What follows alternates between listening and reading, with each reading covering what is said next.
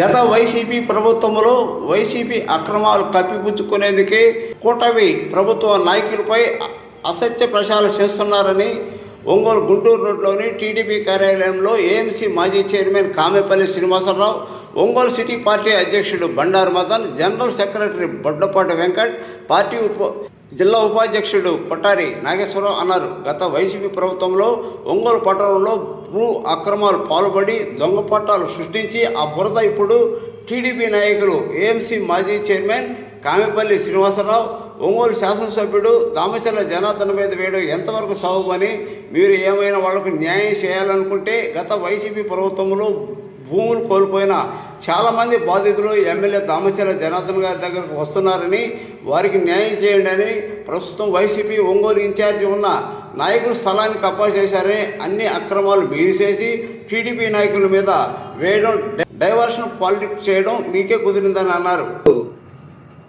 Telugu Desam party మీద, Telugu Desam party నాయకుల మీద, మా జనార్దన్ గారి మీద అవాకులు చవాకులు పేలటం, అతని మీద బురద చల్లటం ప్రయత్నం విపరీతంగా చేస్తూ ఉన్నారు.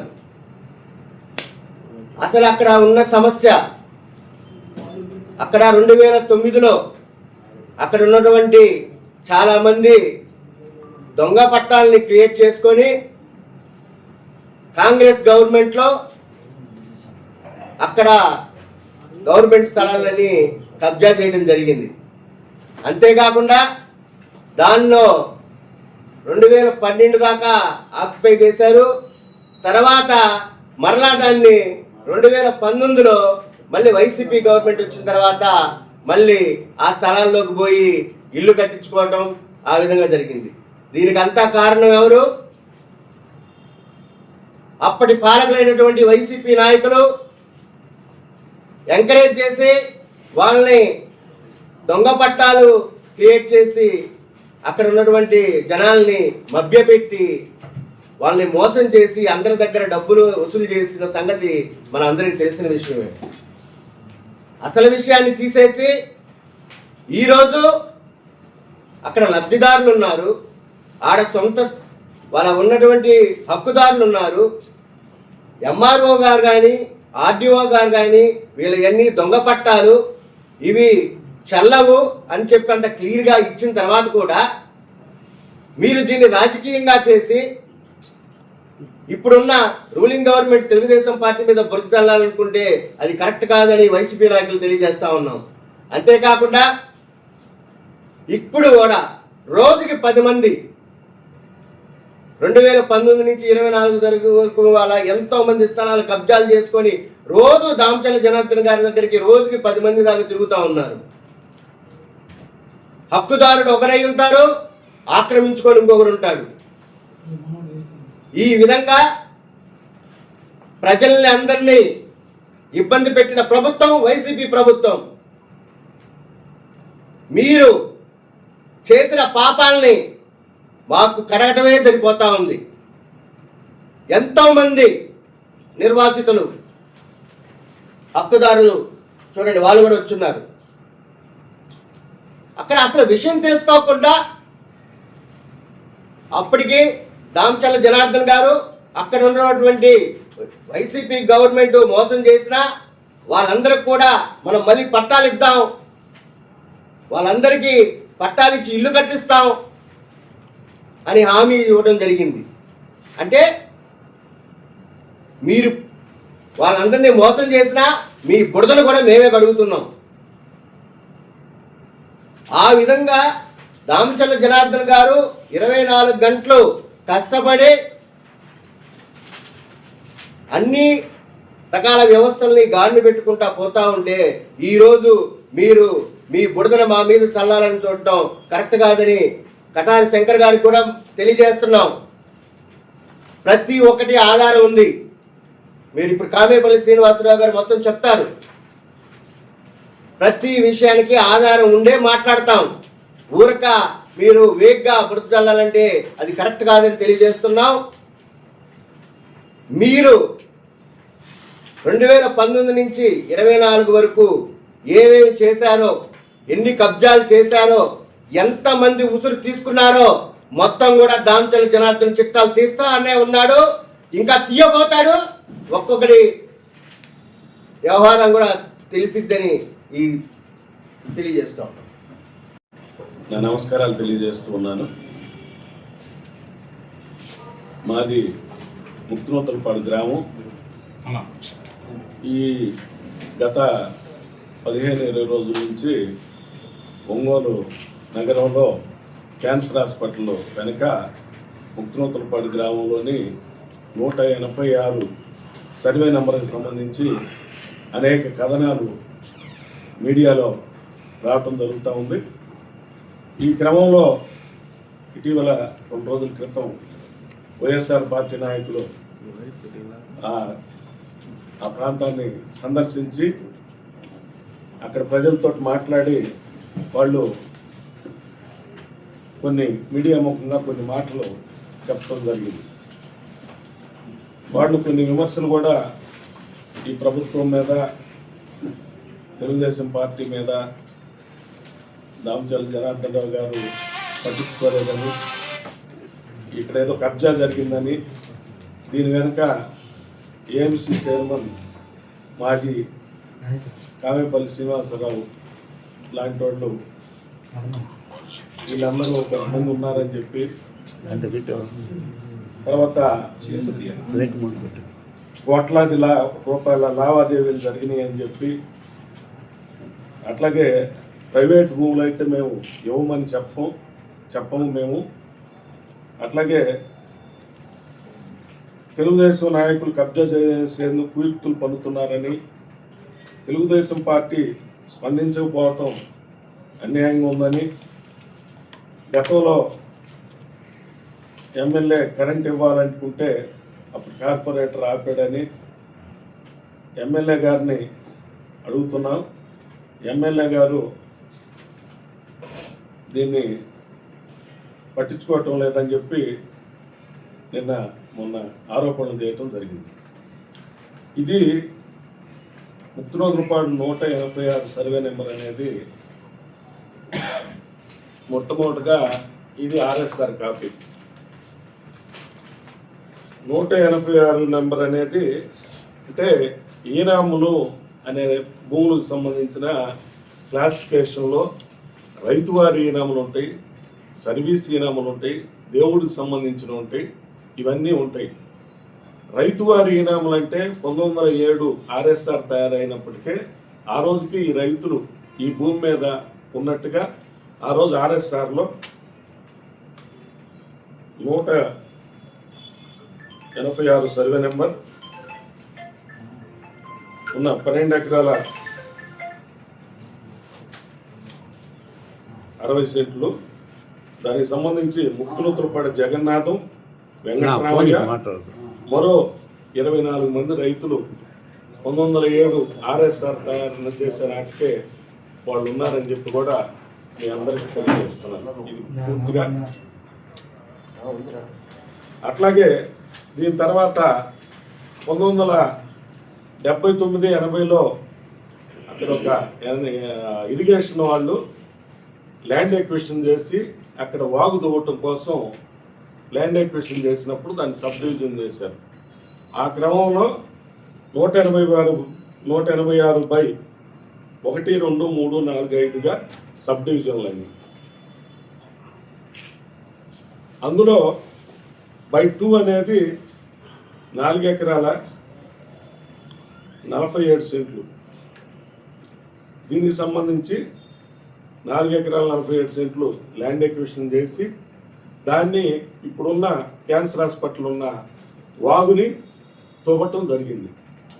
మిగతాదంతా కూడా రైతులకు సంబంధించిన భూమి. ముక్తినూతలపాడుకి చెందిన ముళ్ళూరు సూరయ్య, సోదనగుట్ట పాటయ్య అని వాళ్ళందరూ రకరకాల, ఇప్పుడు దాదాపు వాళ్ళంతా ఇప్పుడు 70-80 ఏళ్ళ నాడే చనిపోయారు. వాళ్ళకి సంబంధించిన వారసులు వాళ్ళందరూ కూడా కొనసాగారు. ఆ తర్వాత కాలంలో 1986-85 ప్రాంతంలో దీన్ని లేఅవుట్గా వేసి ఈ ప్రాంతంలో ఆనాటి ముత్తునూతలపాడు సర్పంచ్, ఆయన 30 ఏళ్ళు సర్పంచ్గా చేశాడు. 1990 వరకు ఆయన సర్పంచ్గా ఉండటం జరిగింది. ఆయన చనిపోవటం కూడా జరిగింది. ఆయన టైంలో ఈ లేఅవుట్ని గ్రామ పంచాయతీ లేఅవుట్గా ఆ రోజు పర్మిషన్ ఇవ్వటం జరిగింది.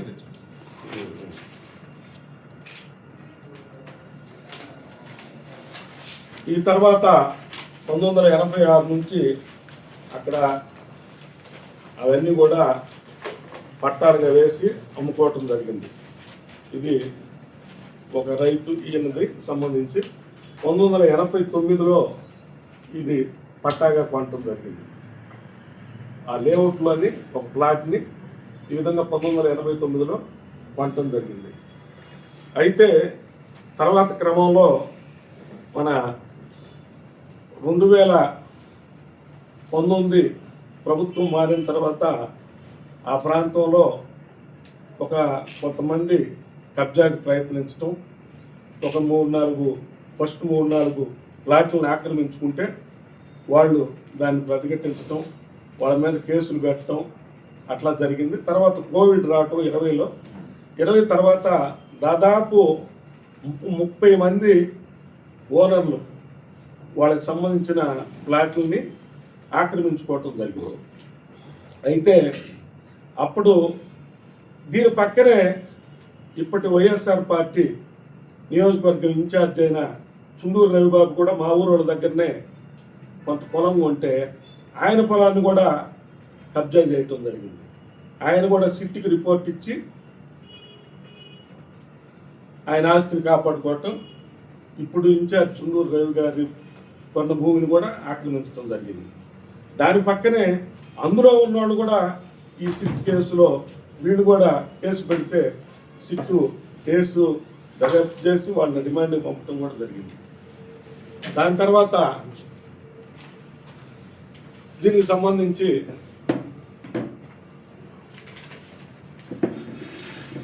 రెండు 2022లో తహసీల్దార్ వారు ఏం చెప్పారంటే, కలెక్టర్ గారి ఆదేశాల మేరకు సదరు అర్జీదారుడు సర్వే నంబర్ 186లో సంబంధిత అధికారుల నివేదికల ఆధారంగా 186/1A 99 సెంట్లు ప్రభుత్వ భూమి 186/1A 1B2A 1 ఇదంతా కూడా పట్టా భూమిగా 186/2 వాగుగా ఉన్నదని ఎండార్స్మెంట్ ఇవ్వటం జరిగింది. ఎంఆర్ఓ గారు దాన్ని వాగుగా తవ్వారని చెప్పి ఆ ఎంఆర్ఓ గారు ఎండార్స్మెంట్ ఇవ్వటం జరిగింది.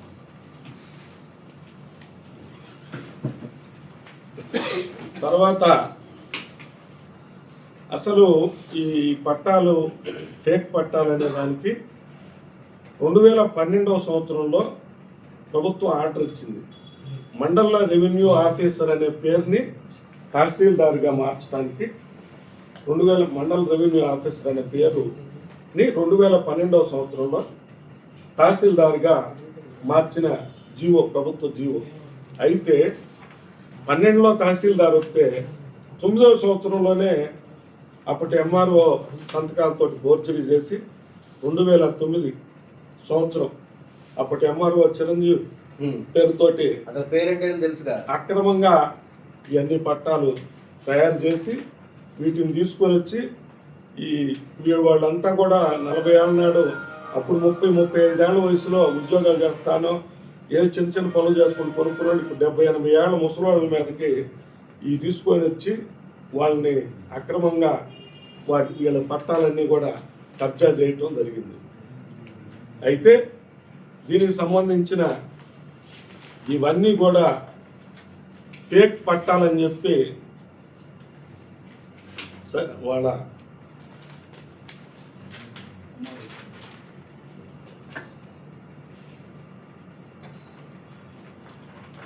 ఇది వాళ్ళ మీద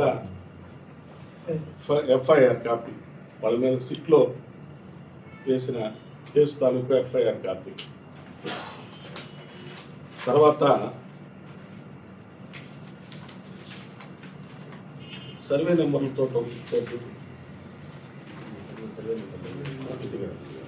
వాళ్ళు పట్టా నెంబర్లు పట్టాలు దొంగ పట్టాలు అని ఒకటి ఇచ్చారు.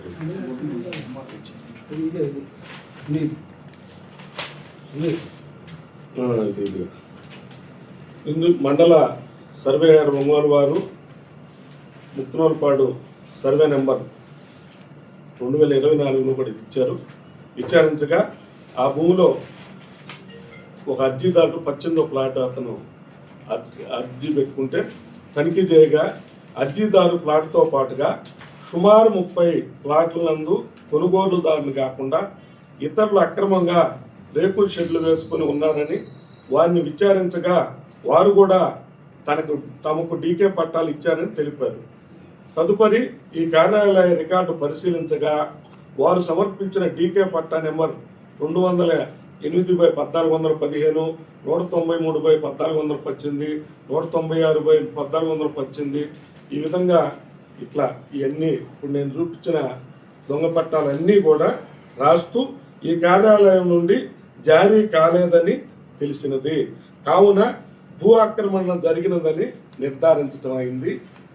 కావున పై పరిస్థితుల దృష్ట్యా ముక్తనోల్పాడు సర్వే నెంబర్ 186 నందు ప్రస్తుత అర్జీదారుడు కొన్ని ప్లాంట్లు అన్యాక్రాంతం జరిగినందున ఏపీ భూ ఆక్రమణ చట్టం కింద చర్యలు తీసుకోవాలని కోరుతూ ఈ నివేదిక సమర్పించడం అయిందని తహసీల్దార్ వారు విన్నవించడం జరిగింది. ఆ తర్వాత మళ్ళా తహసీల్దార్ వారు డేట్ 2022లో కూడా ఇదంతా కూడా చూడండి 186లో 186/1 ప్రభుత్వ భూమిగా ఉన్నదని, తర్వాత పట్టా భూమి ఈనాం అంటే సర్వీస్ ఈనాంకి రైతు వారి ఈనాంకి పట్టా భూమిగా దీన్ని చెందిద్ది, ఇది పూర్తిగా రైతులకు సంబంధించిందని చెప్పి కూడా ఇవ్వటం జరిగింది.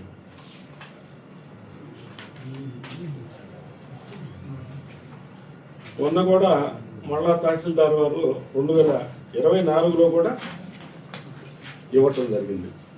ఈ విధంగా అన్ని రకాలుగా తర్వాత మొత్తం కూడా ఇది కంప్లీట్గా పట్టాదారులని వాళ్ళు 86 నుంచి కొనుక్కున్న డాక్యుమెంట్లు ఇవన్నీ కూడా వాళ్ళు కొనుగోలు చేసిన డాక్యుమెంట్లు. ఇది 40 సంవత్సరాల చరిత్ర ఉన్నది. దీనికి సంబంధించి వాస్తవాలు ఇగాగా ఏదో ఇక్కడ ఏదో అన్యాయం జరిగిపోయింది, కోట్లాది రూపాయలు చేతులు మారిని, ద్రోహం దుర్మార్గం అని చెప్పి ఇవన్నీ కూడా తెలుసుకొని మీడియా మిత్రులు కావచ్చు, రాజకీయ పార్టీలు ప్రతిపక్ష పార్టీలుగా ఎక్కడైనా సమస్య ఉంటే మనం వెళ్ళాలి, దాన్ని అడ్రస్ చేయటం ప్రతిపక్ష పాత్ర, దాన్ని మేము ఓకే. కానీ ఇవన్నీ కూడా ఒకసారి ఎంఆర్ఓ గారిని కానీ ఆర్డీఓ గారిని కానీ విచారించి ఇది వాస్తవాలు ఏంటి అనేది తెలుసుకొని దీన్ని ముందుకెళ్ళాలని చెప్పి కూడా, అట్లాగే రాజకీయాల కోసం అసత్యమైన ప్రచారాలు చేయొద్దని చెప్పి కూడా నేను వైఎస్ఆర్ పార్టీ నాయకుల్ని ఒక వ్యక్తుల్ని పేరుతోటి చెప్పేటప్పుడు వాళ్ళకి ఎంత బాధ కలిగిద్దో కూడా ఒక్కసారి అర్థం చేసుకొని ఒక పేరు రాసేటప్పుడు కంపల్సరీగా దాన్ని నిజమా కాదని చెప్పి తెలుసుకోవాలని బాధ్యత మీ అందరి మీద కూడా ఉన్నదని చెప్పి తెలియజేసుకుంటూ నేను సెలవు తీసుకుంటున్నాను. అందరికీ నమస్కారం అండి. ఇప్పుడు ఏదైతే 186 సర్వే నెంబర్ గురించి పూర్తిగా దాంట్లో జరిగిన పరిస్థితుల మీద అన్న కామంపల్లి శ్రీనివాసరావు గారు మీడియా సోదరులు వివరించారు. ప్రస్తుతం ఈ వైఎస్ఆర్సీపీ నాయకులకి తెలుగుదేశం పార్టీ కూటమి ప్రభుత్వం వచ్చిన కాడి నుంచి పెద్దగా పని లేదు. ఎందుకంటే ప్రతిపక్ష పాత్రలో చాలా పనులు ఉంటాయి, వాళ్ళకేం మేము అవకాశం ఇట్లేదు, వాళ్ళకేం పని లేక వెళ్ళేసి కొంతమంది కష్టపడి దాదాపు 40 ఏళ్ళ క్రితం 50 ఏళ్ళ క్రితం కొనుక్కున్న భూములు గవర్నమెంట్ వీళ్ళది పట్టా భూమి అని చెప్పని వీళ్ళే భూ యజమానులు అని చెప్పి ఇచ్చిన తర్వాత ఏదైతే వాళ్ళ అధికారంలో ఉన్నప్పుడు వాళ్ళ హయాంలో వాళ్ళ నాయకుడు అక్కడ ఉన్నాడు, ఈ దొంగ పట్టాలు పుట్టించి వాడు అక్కడ పేదవారు ఏదో పని పాటు చేసుకుని ఆశపడి ఉండటానికి ఒక నివేశనం ఏర్పడిందని చెప్పని పాప ఆశతోటి అక్కడ పెట్టి కొనుక్కొని దొంగ పట్టాలు కొనుక్కొని చిన్న షెడ్లు వేసుకొని ఉంటుంటే జరిగింది అన్యాయం వాళ్ళకి, చేసింది మీ పార్టీ వాళ్ళు. మీరు కాపాడాల్సింది వాళ్ళని. మీ పార్టీలో మీ పార్టీ ద్వారా అన్యాయం అయిన వాళ్ళని మీరు వాళ్ళని చేయాల్సింది పోయి, వాళ్ళు వస్తే మా ఎమ్మెల్యే జనార్దన్ గారి దగ్గరికి వస్తే ఆయన వెరీ క్లియర్గా చెప్పాడు, అమ్మా మీకు దీంట్లో నేను న్యాయం చేస్తానమ్మా, మీకు వేరే దగ్గర కూడా మీకు స్థలాలు ఇస్తానని చెప్పన్నారు. వాళ్ళు వస్తూ ఉన్నారు, చేస్తాం, అయిపోయింది. అంతా అయిపోయినాక ఇప్పుడు పోయి వైఎస్ఆర్సీపీ వాళ్ళు లబ్ధి పొందామని ఉద్దేశంతో పోతే మేము ఒకటే చెప్తా ఉన్నాం, ఇది ఏదైతే ఇప్పుడు దీనికి సంబంధించిన స్థలంలో మీకేమి ఉపయోగం ఉండదు, మైలేజ్ రాదు. ఒకటి చేయండి, మీ ప్రభుత్వ హయాంలో ఏదైతే గత శాసనసభ్యుడిగా ఉన్న అతనైతేనేమి, ఈ ప్రభుత్వం 2019 నుంచి 2024 దాకా ఒంగోలు నగరంలో చాలా కబ్జాలు చేసింది. దాని ద్వారా చాలామంది బాధితులు ఉన్నారు. దాని మీద వెళ్ళండి, వాళ్ళకి న్యాయం చేసే విధంగా పోరాటం చేయండి, మీకు మంచి మైలేజ్ వస్తుందని చెప్పని హితవు పలుకుతా ఉన్నాను. ఇంకొకటి కూడా మీడియా మిత్రులు చెబుతున్నాను, మనకి ఏదో ఒక యూట్యూబ్ ఛానల్ ఉంది, మనకి ఏదో మీడియా చేతిలో ఉందని తంబులైన్స్ వేరేగా పెట్టి ఆ తంబులైన్స్ ద్వారా ప్రజల్లో అతని క్యారెక్టర్ ఎంత డ్యామేజ్ అయ్యేది ఒకసారి ఆలోచించుకోండి. మీకు నిజంగా వాస్తవంగా మీడియా పాత్ర ఉండదు కాబట్టి వాస్తవాలు తెలుసుకోవాలి ఏం జరిగిందని చెప్పని. అతను మాట్లాడిన మాటలు అతను కూడా ఏం చెబుతున్నాడు, అక్కడున్న వాళ్ళు అంటున్నారు పలానా వాళ్ళ పాత్ర ఉందని, పలానా 9 పట్టాలు అడిగారని చెప్పి అక్కడున్న వాళ్ళు అంటున్నారని చెప్పని వాళ్ళు అన్నారు. దాన్ని మనం కూడా వీడియోలో యూట్యూబ్లోనే ఒక న్యూస్గా పెట్టేటప్పుడు దాన్ని కనుక్కొని అమ్మా ఎవరున్నారు ఏందని కనుక్కొని పెడితే బాగుంటుంది. వాస్తవంగా ఇది అసలు మా పార్టీకి ఎటువంటి సంబంధం లేని అంశం. మేము కూడా ఎప్పుడైతే మీరు కొంతమంది మా పార్టీ నాయకుల పేర్లు పెట్టడం వల్ల మేము వచ్చి ఈరోజు వాళ్ళ వైపు మాట్లాడాల్సి వస్తుంది. వాళ్ళ నిజం వైపు నుంచున్నాం. తెలుగుదేశం పార్టీ ఎప్పుడు కూడా బాధితులు ఎవరు ఉంటారో ప్రతిపక్షంలో కూడా అదే పనిచేసాం, అధికారంలో కూడా బాధితుల వైపే మేము పోరాటం తెలియజేస్తా ఉన్నాం. దయచేసి మీడియా మిత్రులు ఈసారి ఏదైనా మంచి వార్తనిచ్చేటప్పుడు కొంతమంది వ్యక్తుల గురించి కనుక్కొని వాళ్ళు చెప్పని క్యారెక్టర్ల గురించి కూడా తెలుసుకోవాలి. నువ్వు కామపల్లి శ్రీనివాసరావు అనే పేరు పెట్టినప్పుడు ఆయన గురించి అసలు కనుక్కోండి. మీరు ఆయన ఏంది, ఆయన క్యారెక్టర్ ఏంది, ఎలాంటి వాడు అని చెప్పనేది కనుక్కొని మీరు ఎంక్వైరీ చేసుకొని చేస్తే బాగుంటుందని చెప్పని ఎత్తగలుగుతా ఉన్నాను. దయచేసి ఆ పొరపాటు లేకుండా చూడండి. వైఎస్ఆర్సీపీ వాళ్ళకి ఏదైనా మీరు గత ప్రభుత్వంలో మీరు కూడా ఉన్నారు, అందరు మీడియా మిత్రులు, వాళ్ళు నాయకులు చేసిన తప్పులు ఉన్నాయి, వాటికి సంబంధించి వాళ్ళకి ఏదన్నా మీరు మంచి సమాచారం ఇస్తే వాళ్ళని అక్కడ యుద్ధం చేసుకోమనండి. మా తెలుగుదేశం పార్టీ మా కూటమి ప్రభుత్వం ఈ కూటమి ప్రభుత్వంలో అయితే ఇలాంటి ఎప్పుడు తప్పులు జరగవు అని చెప్పని తెలియజేసుకుంటా ఉన్నాం. Thank you. మామూలుగా ఎన్ఎస్పీ దాని కాలం కదా, అది కూడా మీరు కబ్జా చేయడానికి వచ్చారని చెప్పి వాళ్ళు చెప్పారు. ఓకే, అదే అది క్లారిటీ లేదు. అంటే దాంట్లో స్థలాన్ని 4 ఎకరాల 47 సెంట్లు 1980లో ల్యాండ్ ఎక్విజిషన్ చేసి వాగు దువ్వారు. ఇప్పుడున్న వాగు ఉంది కదా, అదే 4 ఎకరాల 47 సెంట్లు. ఆ 2 పక్కల కట్టలు మధ్యలో ఉన్న వాగే 4 ఎకరాల 47 సెంట్లు. చూచా కదా ఇందాక మీకు.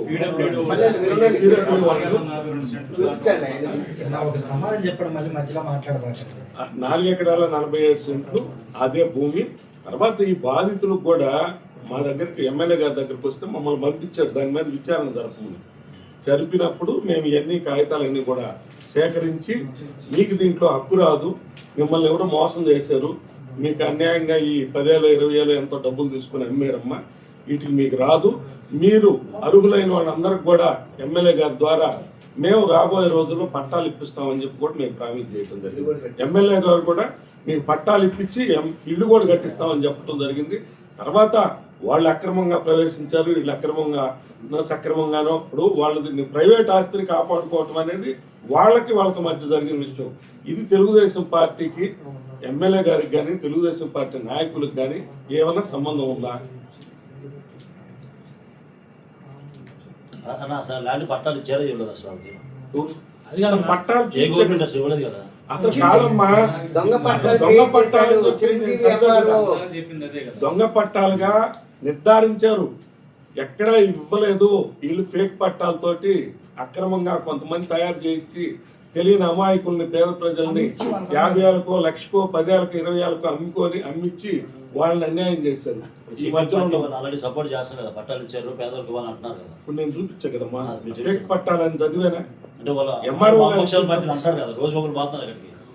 అది కదా 4 ఎకరాల 40 సెంట్లో బాధ్యత కొంతమంది దాంట్లో వేసుకున్నారని చెప్పి అసలు ఎక్కడా లేదు. 4 ఎకరాల 47 సెంట్లు అనేది భూమి మీద లేదు, అది వాగులో ఉన్నది. భూమి మీద 4 ఎకరాల 47 సెంట్లు అనేది లేదు. దాన్ని ఆల్రెడీ తవ్వారు, వాగు తవ్వేశారు. దానికోసమే ల్యాండ్ ఎక్విజిషన్ చేశారు. అది జరిగి 45 ఏళ్ళు అవతల, వీళ్ళు కొనుక్కున్న 47 సంవత్సరాల తర్వాత పైన అయింది. ఈ ఇన్సిడెంట్ జరిగింది 2019 నుంచి. అక్కడ వసతులు లేనందువల్ల వీళ్ళు అక్కడ ఇల్లు వేసుకోవడానికి అక్కడ సరైన వసతులు ఈ రోజు కూడా సరిగా లేనందువల్ల ఇంకా వెళ్ళలేకపోయారు. వాస్తవంగా ఆ కాలనీ వచ్చింది తప్పితే కాలనీ వెనక ఇప్పటికి కూడా అవన్నీ కూడా ముక్తనోదరపాటు చెందిన రైతులకి సొంత ఆస్తులు, ప్రైవేట్ ఆస్తులు అవన్నీ రియల్ ఎస్టేట్గా అమ్ముకొని పొలాలుగా ఉన్నాయి. అదే చెప్పా కదా, దీంట్లోనే భాగంగా వైఎస్ఆర్ పార్టీ ఇన్ఛార్జిది కూడా ఆక్రమించారు అనేది కూడా మీకు అందరికి కూడా మీరు దాన్ని క్లారిఫై చేసుకోండి. అయిపోయిందా?